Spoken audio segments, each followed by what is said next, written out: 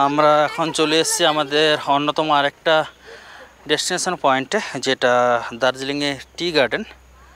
এটা দার্জিলিং সাইট সিইংয়ের মধ্যে অন্যতম পয়েন্ট। তো এই যে দেখুন, দূর দূরান্ত অবধি যা দেখতে পাচ্ছেন পুরোটাই কিন্তু টি গার্ডেনের ভিউ।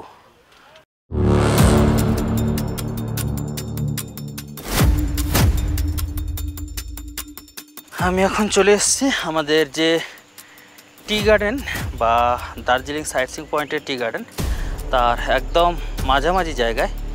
এই জায়গা থেকে টি গার্ডেন এবং পাহাড়কে দেখতে কতটা সুন্দর লাগে সেটা আপনাদেরকে দেখিয়ে দিচ্ছি। একদম ন্যাচারাল ভিউটা। এই যে দেখুন, আমাদের যে টি গার্ডেনের যে উপরের ভিউটা, সেই উপর থেকে আমরা এসেছি। এবং এবার নিচের ভিউটা দেখুন।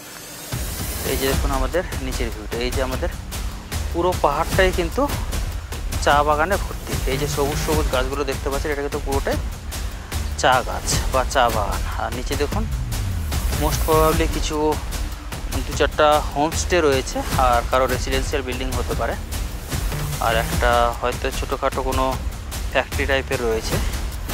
তো এই হচ্ছে আমাদের টি গার্ডেনের যে চিত্রটা। যদিও বর্তমানে বর্ষাকাল, এই বর্ষাকালে আজকের দিনে যে টি গার্ডেনে আমি ট্যুরিস্টের সংখ্যাটা দেখছি সেটা কিন্তু একদম সীমিত, কারণ টি গার্ডেনে এত কম সংখ্যক ট্যুরিস্ট খুব কমই থাকে।